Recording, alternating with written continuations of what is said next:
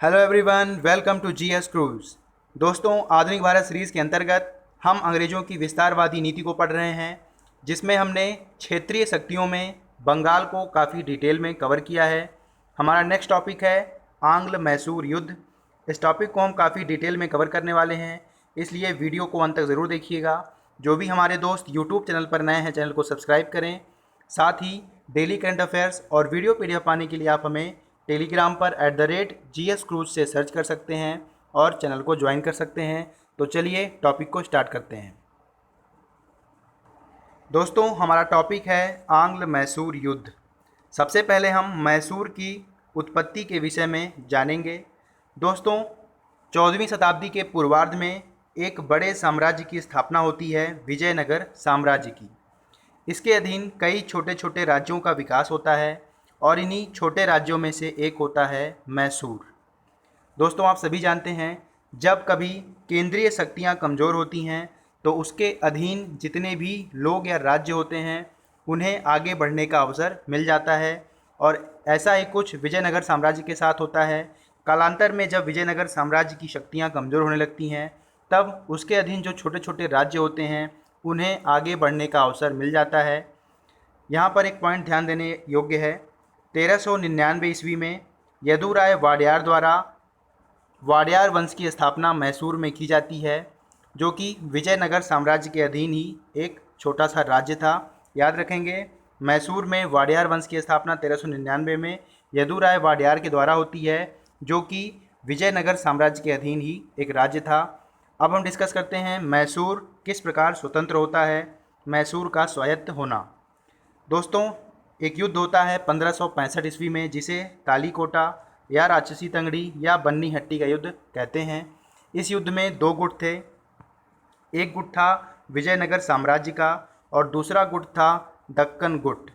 इस दक्कन गुट में बीजापुर, अहमदनगर, गोलकुंडा और बीदर क्षेत्र शामिल थे। दोस्तों, मानचित्र पर हम दक्कन सुल्तानों को देख लेते हैं। दक्कन गुट में बीजापुर, अहमदनगर, बीदर और गोलकुंडा ये चारों शामिल थे। दोस्तों, इनसाइक्लोपीडिया ब्रिटानिका के अनुसार भी यही चार क्षेत्र दक्कन गुट में शामिल थे। बरार इसमें शामिल नहीं था। कई पुस्तकों में बरार को भी इसमें दिखाया जाता है, जो कि गलत है। इसके साथ ही विजयनगर साम्राज्य का यह क्षेत्र आप देख पा रहे हैं। चलिए आगे बढ़ते हैं। तो इस प्रकार तालीकोटी युद्ध में विजयनगर और दक्कन गुट होते हैं और इस युद्ध में परिणाम क्या निकलता है, तो विजयनगर साम्राज्य की हार हो जाती है और कालांतर में विजयनगर साम्राज्य विखंडित हो जाता है और जो छोटे छोटे राज्य थे वह स्वतंत्र हो जाते हैं। और इसी में जो मैसूर राज्य था यह भी स्वतंत्र हो जाता है और इस प्रकार इसमें जो वाडियार वंश शासन कर रहा था यह भी स्वतंत्र हो जाता है।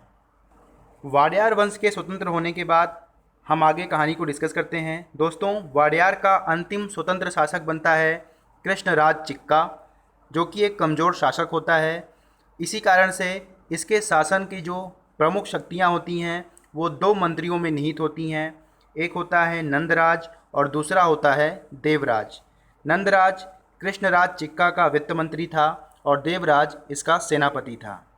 दोस्तों, नंदराज जो कि वित्त मंत्री था, यह काफ़ी प्रतिभाशाली व्यक्ति था और इसी की सेना में हैदर अली शामिल होता है।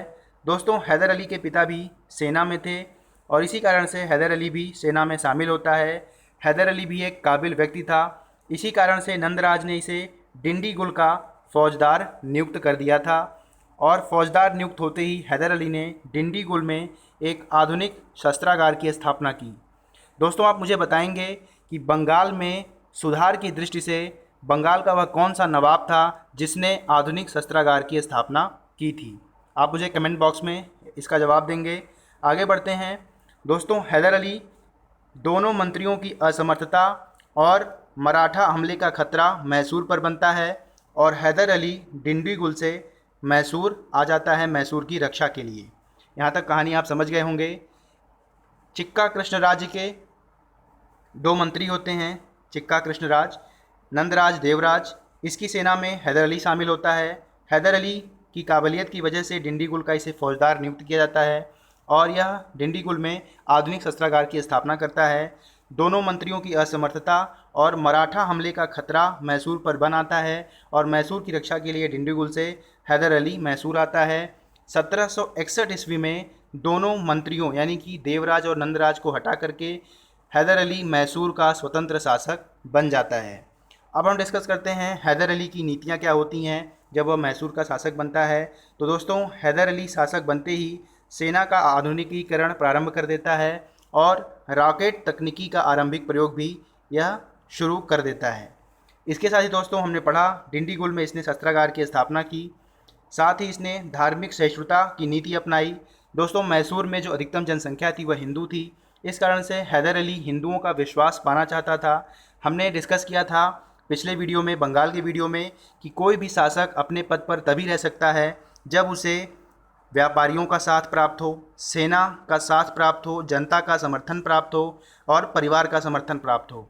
दोस्तों, यहाँ पर हैदर अली जनता का विश्वास पाना चाहता था, इसी कारण से यह धार्मिक सहिष्णुता की नीति अपनाता है और अधिकतम मंत्री और सैनिक अपने हिंदुओं को रखता है। साथ ही चामुंडेश्वरी मंदिर में दान भी करता है और सिक्कों पर शिव, पार्वती और विष्णु, जो कि हिंदू धर्म के देवी देवता हैं, इनके प्रतियों को सिक्कों पर अंकित करता है।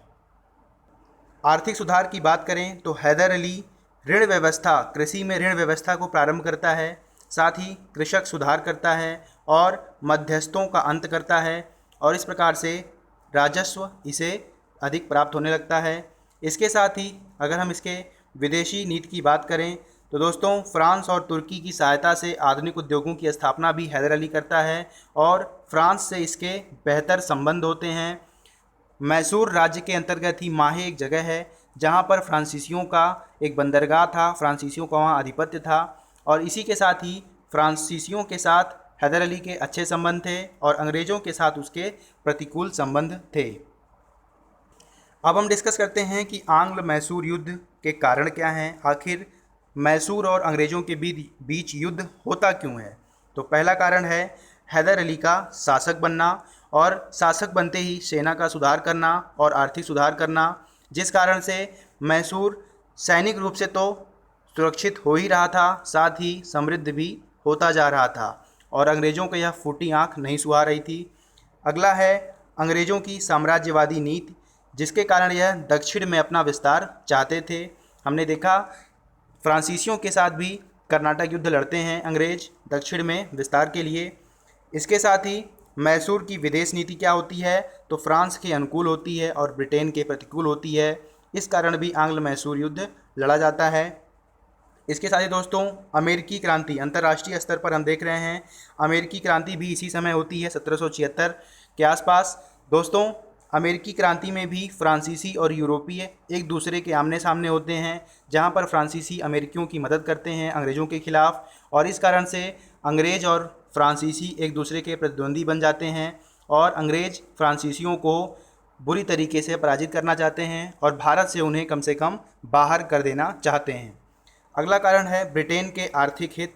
दोस्तों, अंग्रेज मालाबार तट पर अपना अधिकार चाहते थे, जो कि उपजाऊ भूमि से संपन्न एक क्षेत्र है, जो कि मैसूर राज्य के अंतर्गत ही आता था। अगला है ब्रिटेन के आर्थिक और राजनीतिक केंद्र मद्रास की सुरक्षा।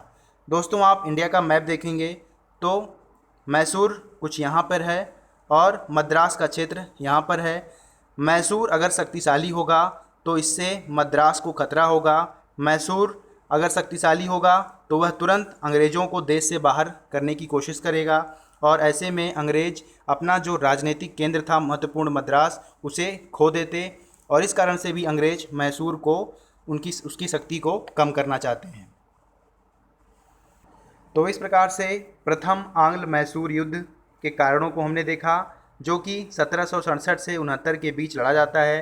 दोस्तों, इसमें दो गुट बनते हैं, हैदर अली मराठा और निजाम का एक गुट होता है और दूसरा गुट अंग्रेज़ों का होता है। प्रथम आंग्ल मैसूर युद्ध का कारण हमने देखा कि ब्रिटिशर्स की जो साम्राज्यवादी नीति थी, विस्तारवादी नीति थी, यह इसका प्रमुख कारण थी। दक्षिण में अपना विस्तार चाहते थे। इसके साथ ही हैदर अली एक महत्वाकांक्षी व्यक्ति था और उसकी जो नीतियां थी वह ब्रिटिश विरोधी थीं। इस कारण से भी प्रथम आंग्ल मैसूर युद्ध लड़ा जाता है। दोस्तों, अब इसके घटनाक्रम को हम देखते हैं इस युद्ध के। हैदर अली की शक्तियाँ बढ़ती जाती हैं। उसने आर्थिक, सैन्य, जनता का विश्वास भी प्राप्त कर लिया था। विभिन्न सुधारों के माध्यम से हैदर अली की शक्ति बढ़ती जा रही थी। ऐसे में अंग्रेज सतर्क हो जाते हैं। और दोस्तों आप एक बार मानचित्र देखें तो यहाँ पर मैसूर है, इसी के पास यहाँ पर मराठा, कुछ यहाँ पर निज़ाम और यहाँ पर मद्रास में अंग्रेज। दोस्तों अंग्रेज करते क्या हैं, मैसूर की शक्ति को कम करने के लिए यह मराठा और निज़ाम इन दोनों को भी अपनी ओर मिला लेते हैं। कैसे मिलाते हैं दोस्तों, अंग्रेज मराठा और निज़ाम को लालच देते हैं कि वह मैसूर की बढ़ती शक्ति के खिलाफ उनकी मदद करें, जिससे मराठा की भी सुरक्षा होगी, निज़ाम की सुरक्षा भी होगी और जीतने के बाद उन्हें कुछ क्षेत्र अंग्रेज सौंप देंगे। तो इस प्रकार से एक त्रिगुट का निर्माण होता है। लेकिन हैदर एक कूटनीतिक चाल चलता है और मराठाओं को 35 लाख रुपए का लालच देता है और अंग्रेज़ों से इनको अलग कर देता है। इसके साथ ही निज़ाम को भी अपने पक्ष में मिला लेता है। तो इस प्रकार से अंग्रेज अब अकेले पड़ जाते हैं। मराठा और निज़ाम को हैदर अपनी कूटनीति से अंग्रेज़ों से अलग कर देता है और अब सिर्फ अंग्रेज़ और हैदर बचते हैं। दोनों के बीच युद्ध होता है और परिणाम क्या निकलता है कि अंग्रेज़ों की हार हो जाती है। तो इस प्रकार से हमने देखा है कि जब भी युद्ध होता है तो उसके बाद एक संधि होती है। तो प्रथम आंग्ल मैसूर युद्ध के बाद 1769 में मद्रास की एक संधि होती है। इसमें अंग्रेज़ों द्वारा हैदर अली को युद्ध की क्षतिपूर्ति देनी होती है। इसके साथ ही यह निर्धारित होता है कि कभी भी कोई एक दूसरे की सहायता करेगा यदि एक दूसरे के क्षेत्र पर कोई शक्ति आक्रमण करती है। यानी कि अगर मैसूर के क्षेत्र पर कोई आक्रमण करता है तो अंग्रेज़ उसकी मदद करेंगे और अगर अंग्रेज़ों के क्षेत्र पर कोई आक्रमण करता है तो मैसूर उसकी मदद करेगा। लेकिन दोस्तों यही अगले द्वितीय आंग्ल मैसूर युद्ध का कारण भी बन जाता है। दोस्तों घटनाक्रम देखते हैं। हमने देखा कि मद्रास की संधि 1769 में होती है और प्रथम आंग्ल मैसूर युद्ध समाप्त हो जाता है। लेकिन द्वितीय आंग्ल मैसूर युद्ध 1780 में शुरू होता है। तो इस बीच होता क्या है, क्या क्या घटनाएं घटित होती हैं 1769 से लेकर 1780 के बीच, एक बार इसे देख लेते हैं। दोस्तों 1771 में मराठा का मैसूर पर आक्रमण होता है और मैसूर अंग्रेज से मदद मांगते हैं, जैसे कि मद्रास की संधि में निर्धारित हुआ था कि कोई भी एक दूसरे की मदद करेगा जब किसी शक्ति का आक्रमण होगा। मैसूर पर मराठा का आक्रमण होता है लेकिन अंग्रेज उनकी सहायता नहीं करते हैं और मद्रास की संधि यहीं पर टूट जाती है। मैसूर ने इस पर फ्रांस से मदद मांगी और फ्रांसीसियों ने मैसूर की मदद की। इसके साथ ही जब फ्रांसीसी मैसूर की मदद करते हैं तो इससे अंग्रेज़ों को समस्या उत्पन्न हो जाती है। आगे बढ़ते हैं 1775 में तो आंग्ल मराठा युद्ध भी प्रारंभ हो जाता है, जिसमें मराठा और निज़ाम का एक गुट होता है और दूसरा गुट अंग्रेज़ों का होता है। तो इस प्रकार से 1776 में अमेरिकी क्रांति भी हो जाती है, जिसमें ब्रिटेन की हार होती है और फ्रांसीसी अमेरिकियों की मदद करते हैं, जिस कारण से अंग्रेज़ और फ्रांसीसी एक दूसरे के शत्रु हो जाते हैं। 1773 में आप सभी जानते हैं रेगुलेटिंग एक्ट पास हुआ, जिसके द्वारा वारेन हेस्टिंग बंगाल का गवर्नर जनरल बना दिया गया। दोस्तों अब देखते हैं कि द्वितीय आंग्ल मैसूर युद्ध का कारण क्या था। तो फ्रांस की बढ़ती शक्ति। दोस्तों अमेरिकी क्रांति में फ्रांसीसियों की अंग्रेज़ों के विपक्ष में जीत होती है, अंग्रेज़ों की हार होती है। ऐसे में फ्रांसीसी शक्ति बढ़ती जाती है। मराठा की स्थिति इस समय मजबूत रहती है। अंग्रेज़ों से जो युद्ध होता है इसमें मराठा हावी रहते हैं अंग्रेज़ों पर। इसके साथ ही मैसूर की शक्ति बढ़ने लगती है। मैसूर जो कि प्रथम आंग्ल मैसूर युद्ध में अंग्रेज़ों को हरा चुका था, इसकी शक्ति हैदर अली के नेतृत्व में बढ़ती जाती है। तो यह युद्ध का कारण बनता है। दोस्तों बंगाल का जो गवर्नर जनरल होता है वह फ्रांसीसियों और मैसूर को मज़ा चखाना चाहता है, युद्ध के लिए उन्हें तैयार करना चाहता है, किसी तरीके से उन्हें उत्तेजित करना चाहता है। तो उसे एक कारण की आवश्यकता थी, तात्कालिक कारण की। दोस्तों हमने डिस्कस किया माहे एक क्षेत्र था, फ्रांसीसियों का बंदरगाह था जो कि मैसूर के क्षेत्र में था। ऐसे में हेस्टिंग क्या करता है, यह फ्रांसीसियों और मैसूर को टारगेट करता है। इन दोनों को टारगेट करने के लिए वह माहे पर आक्रमण कर देता है। चूँकि फ्रांसीसियों का यह क्षेत्र था इसलिए फ्रांसीसी तो लड़ते ही हैं और माहे मैसूर के क्षेत्र में आता था। इस कारण से हैदर अली भी इनके खिलाफ, अंग्रेज़ों के खिलाफ युद्ध छेड़ देता है। युद्ध प्रारंभ हो जाता है। पक्ष क्या होते हैं तो मराठा, निज़ाम और हैदर अली एक तरफ होते हैं और दूसरी ओर अंग्रेज होते हैं। लेकिन हेस्टिंग्स यहाँ पर कूटनीति की चाल चलता है और निजाम को गुंटूर का इलाका, जो कि एक उपजाऊ क्षेत्र होता है, इसे देने का वादा करता है और ऐसे में निजाम अंग्रेज़ों की ओर हो लेते हैं। यहाँ पर आप जब भी देखेंगे तो निजाम बिन पेंदी का लोटा की तरह इधर उधर घूमते रहते हैं, कभी इस गुट कभी उस गुट। तो इसी तरीके से निजाम गुंटूर का इलाका उपजाऊ क्षेत्र था, इसे पाने के लिए अंग्रेज़ों की ओर हो जाते हैं। मराठा में भी भोसले और सिंधिया को यह अंग्रेज हेस्टिंग अपनी ओर मिला लेता है फूट डाल करके। अब क्या होता है कि हैदर और अंग्रेज़ ही बचते हैं। ऐसे में अंग्रेज़ मजबूत स्थिति में होते हैं और 1700 युद्ध प्रारंभ हो जाता है और 1782 में अंग्रेज़ों का नेतृत्व आयरकुट करता है, इसे हैदर अली हराता है। लेकिन 1782 में ही हैदर अली की मृत्यु हो जाती है और हैदर अली की मृत्यु के बाद मैसूर का अगला सुल्तान बनता है टीपू। दोस्तों 1784 में द्वितीय आंग्ल मैसूर युद्ध अनिर्णायक युद्ध के रूप में समाप्त होता है और इस युद्ध के बाद मंगलौर की संधि संपन्न होती है और मंगलौर की संधि संपन्न होने के बाद शांति और पूर्व की स्थिति बन जाती है। दोस्तों हम देखते हैं ब्रिटेन की जो स्थिति होती है 1776 से 1780 के बीच, यह काफ़ी ख़राब स्थिति होती है ब्रिटिशर्स के लिए। अमेरिकी क्रांति में यह हार चुके होते हैं। भारत में युद्ध और भ्रष्टाचार के कारण कंपनी घाटे में जाने लगती है। दोस्तों हमने देखा 1757 में प्लासी युद्ध लड़ते हैं, 1764 बक्सर, 1759 में वेदरा का युद्ध, 1760 में वांडीवास। तो इस तरीके से इन सभी युद्धों का खर्च कंपनी वहन नहीं कर पाती है और यहाँ पर मैसूर के साथ भी युद्ध लड़ रहे हैं लगातार। तो ऐसे में कंपनी घाटे में चली जाती है और कंपनी 10 लाख पाउंड ब्रिटिश संसद से उधार लेती है। तो इस प्रकार से यह 1776 से जो 80 का दौर था, यह ब्रिटिशर्स के लिए काफ़ी ज़्यादा खराब स्थिति कही जा सकती है। तो इस प्रकार से हमने देखा द्वितीय आंग्ल मैसूर युद्ध। अब हम बढ़ते हैं तृतीय आंग्ल मैसूर युद्ध के ओर, जो कि 1790 से 1792 के बीच लड़ा जाता है। हमने देखा 1784 में मंगलौर की संधि होती है, जिससे द्वितीय आंग्ल मैसूर युद्ध समाप्त होता है और अगला युद्ध 1784 से 1790 से 1792 लड़ा जाने वाला है। तो 84 से 90 के बीच क्या घटनाक्रम होता है, तो जो टीपू सुल्तान होता है, जो अगला मैसूर का नवाब बनता है हैदर अली की मृत्यु के बाद, यह मैसूर में आर्थिक सुधार करता है, मापन व्यवस्था को प्रारंभ करता है, कैलेंडर और मुद्रा की शुरुआत करता है, जिससे मैसूर में व्यापार की सुगमता होती है और राजस्व की अधिक से अधिक प्राप्ति होती है। कृषि में तकाबी ऋण, जो कि अग्रिम कर्ज होता है खेती के लिए, साथ ही सिंचाई की व्यवस्था को दुरुस्त करता है, राजस्व प्रणाली में सुधार करता है।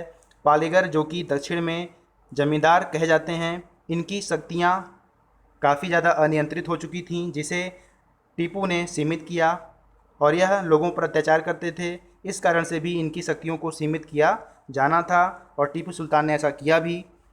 साथ ही टीपू सुल्तान ने जागीरदारी प्रथा का अंत भी किया और तृतीय आंग्ल मैसूर युद्ध के बाद राजस्व में 30% की वृद्धि भी यह कर देता है। दोस्तों द्वितीय युद्ध के बाद राजस्व में 30% की वृद्धि कर देता है। सुरक्षा में सुधार क्या करता है, तो यह सेना का आधुनिकीकरण करता है और साथ ही शस्त्रागार का निर्माण भी करता है।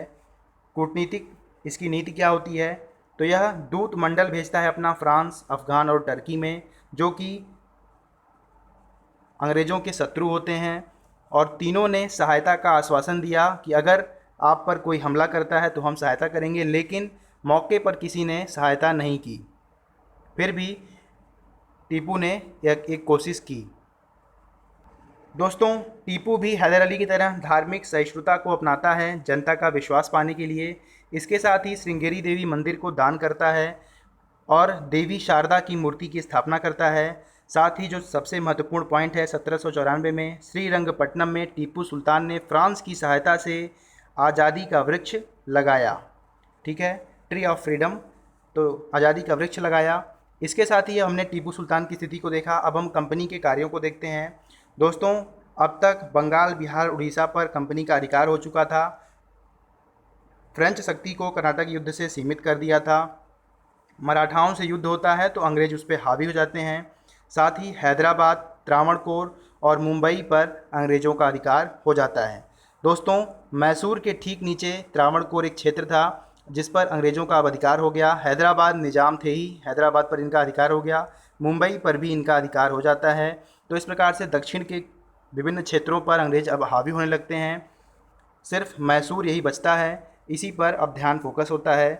हमने देखा 1773 के रेगुलेटिंग एक्ट से बंगाल का गवर्नर जनरल बन जाते हैं, जिससे मुंबई और मद्रास भी बंगाल के गवर्नर जनरल के अंतर्गत ही आ जाता है और शासन का केंद्रीकरण होता है। कार्नवालिस बंगाल का नया गवर्नर जनरल बनकर के आता है। ध्यान देंगे, कार्नवालिस बंगाल का नया गवर्नर जनरल बन के आता है। इसके सामने चुनौतियां क्या होती हैं? तो मैसूर बहुत तेज़ी से विकास कर रहा था टीपू सुल्तान के सुधारों के कारण। मराठा भी कुछ ज़्यादा शक्तिशाली हो रहे थे। इसके साथ ही फ्रेंच शक्ति को भी नियंत्रित करना कार्नवालिस के समक्ष चुनौतियां थीं। दोस्तों, कार्नवालिस कहता क्या है कि बंगाल का गवर्नर जनरल जो शक्ति के स्तर पर यह काफ़ी कमज़ोर पद है। ऐसे में 1786 के स्पेशल एक्ट के माध्यम से सारी सैन्य शक्तियां बंगाल के गवर्नर जनरल को दे दी जाती हैं। इसके बाद कार्नवालिस कंपनी के भारतीय मित्र राज्यों की सूची बनाता है, जिसमें त्रावणकोर, मराठा और निजाम को शामिल करता है, लेकिन मैसूर को इसमें शामिल नहीं करता है, जिससे टीपू सुल्तान को काफ़ी अपमान महसूस होता है और वह फ्रांस से मित्रता कर लेता है, जो कि अंग्रेज़ों के शत्रु थे। अब कार्नवालिस क्या करता है? तो वह इस फ्रांसीसी और मैसूर को युद्ध में हराना चाहते हैं, पराजित करना चाहते हैं, इनकी शक्तियों को सीमित करना चाहते हैं। लेकिन मैसूर पर नियंत्रण कार्नवालिस तभी कर सकता था जब वह इन मराठा और निजाम को अपनी ओर मिला ले, क्योंकि यह दोनों लालच के बस कभी भी मैसूर का साथ दे सकते थे। तो कार्नवालिस इन दोनों को अपनी ओर मिला लेता है, मराठा व निजाम के साथ संधि करता है और कहता है कि युद्ध के बाद आधा आधा हिस्सा हम एक दूसरे में बांट लेंगे। इसके साथ ही हम देखते हैं तृतीय आंग्ल मैसूर युद्ध का तात्कालिक कारण क्या बनता है। दोस्तों, त्रावणकोर व मैसूर के बीच एक भूमि विवाद उत्पन्न होता है, जिसके बाद मैसूर का जो सुल्तान होता है टीपू, यह त्रावणकोर पर हमला कर देता है 1790 में। ब्रिटिश त्रावणकोर की सहायता करने पहुंचते हैं, क्योंकि त्रावणकोर इस समय ब्रिटिशर्स के अधीन है। हमने देखा त्रावणकोर, हैदराबाद, यह मुंबई, यह सभी ब्रिटिशर्स के अधीन हैं। तो अगर उनके क्षेत्र पर हमला होता है तो वह ज़रूर पहुंचेंगे। ऐसे में त्रावणकोर की सहायता के लिए ब्रिटिश पहुंचते हैं और युद्ध प्रारंभ हो जाता है। तृतीय आंग्ल मैसूर युद्ध 1792 में टीपू मारा जाता है, टीपू हार मान जाता है और एक संधि होती है श्रीरंगपट्टनम की संधि। तो इस प्रकार से श्रीरंगपट्टनम की संधि में आधा मैसूर राज्य टीपू को अंग्रेज़ों, मराठा और निजाम को देना पड़ता है। इसके साथ ही टीपू हर्जाने के रूप में 3 करोड़ रुपए अंग्रेज़ों को सौंपता है। साथ ही टीपू के 2 पुत्र होते हैं, इन्हें अंग्रेज़ों ने बंधक बना लिया था इस संधि के तहत। दोस्तों, श्रीरंगपट्टनम की जो संधि होती है वह टीपू सुल्तान के लिए काफ़ी अपमानजनक संधि होती है, लेकिन अंग्रेज़ों के लिए यह एक लाभकारी संधि होती है। इन्हें एक उपजाऊ क्षेत्र मिलता है, माहे जैसा बंदरगाह मिलता है, जो मसाले के लिए बहुत ज़्यादा प्रसिद्ध था। दोस्तों, कार्नवालिस कहता है कि हमने मित्रों को मजबूत किए बिना ही शत्रुओं को कमज़ोर कर दिया, यानी कि उसने मराठा और निजाम को जो क्षेत्र दिया उससे उनकी शक्ति में बहुत ज़्यादा इफ़ेक्ट नहीं पड़ता है, इसलिए वह मजबूत भी नहीं होते हैं। और उनके जो शत्रु थे यानी कि टीपू सुल्तान, इसे भी उसने काफ़ी कमज़ोर कर दिया था। तो यह इसका स्टेटमेंट काफ़ी इंपॉर्टेंट है, मेंस में इससे क्वेश्चंस बनते रहे हैं। अगला है चतुर्थ आंग्ल मैसूर युद्ध, जो कि 1799 में लड़ा जाता है। इसका कारण क्या होता है? तो श्रीरंगपट्टनम की संधि, जो कि टीपू सुल्तान के लिए एक अपमानजनक संधि थी, और अगर यह संधि टीपू के लिए अपमानजनक नहीं होती तो शायद चतुर्थ आंग्ल मैसूर युद्ध लड़ा ही नहीं जाता। खैर, टीपू के कार्य देखते हैं। तृतीय आंग्ल मैसूर युद्ध के बाद फिर यह आर्थिक सुधार में लग जाता है, कृषि सुधार करता है और जैकोबियन क्लब का सदस्य भी बन जाता है। इसके साथ ही दोस्तों, नेपोलियन का फ्रांस में उदय हो रहा होता है और नेपोलियन के नेतृत्व में फ्रांस की शक्ति बढ़ती जाती है और फ्रांस का शत्रु आप जान ही रहे हैं, अंग्रेज हैं। ऐसे में अंग्रेज को डर रहता है कि कहीं नेपोलियन भारत में अभी आकर के यहाँ पर कब्जा स्थापित ना कर ले और हमें भारत से भगा ना दे, खदेड़ ना दे। ऐसे में यह डर जाते हैं और फ्रांसीसियों की शक्ति को भारत में कमज़ोर करने में लग जाते हैं। नेपोलियन महाद्वीपीय व्यवस्था अंग्रेज़ों के खिलाफ शुरू करता है, जो कि अंग्रेज़ों के वस्तुओं की सप्लाई को बंद करने की व्यवस्था होती है। हालांकि यह महाद्वीपीय व्यवस्था नेपोलियन के पतन का कारण भी बनता है। साथ ही दोस्तों, टीपू ने बार बार विदेशी सहायता मांगी, यानी कि नेपोलियन से कई बार सहायता मांगी। इसका जवाब उन्हें नहीं मिला, लेकिन फिर भी टीपू ने विदेशों से सहायता मांगने की कोशिश की। इसके साथ ही इस बीच कंपनी की स्थिति को देखते हैं तो लॉर्ड वेलेजली बंगाल का नया गवर्नर जनरल बनकर के आता है और यह सहायक संधि चलाता है। इसमें राज्यों से अंग्रेज़ों की अधीनता स्वीकार करने की बात कही जाती है और कहा जाता है कि उनके ही खर्चे पर एक सेना रखी जाएगी जो उनकी सुरक्षा के लिए होगी, लेकिन यह सेना उन पर नियंत्रण रखने के लिए रखी जाने की योजना थी। तो यह थी लॉर्ड वेलेजली की सहायक संधि। और मैसूर क्या करता है, लॉर्ड वेलेजली की सहायक संधि को अपनाने से मना कर देता है, सहायक संधि पर हस्ताक्षर नहीं करता है। ऐसे में वेलेजली क्या करता है, यह युद्ध की घोषणा कर देता है। यह कारण बताता है कि एक तो इसने सहायक संधि पर हस्ताक्षर नहीं किया और दूसरा यह मराठा और निजाम के साथ मिल करके एक षड्यंत्र की रचना कर रहा है।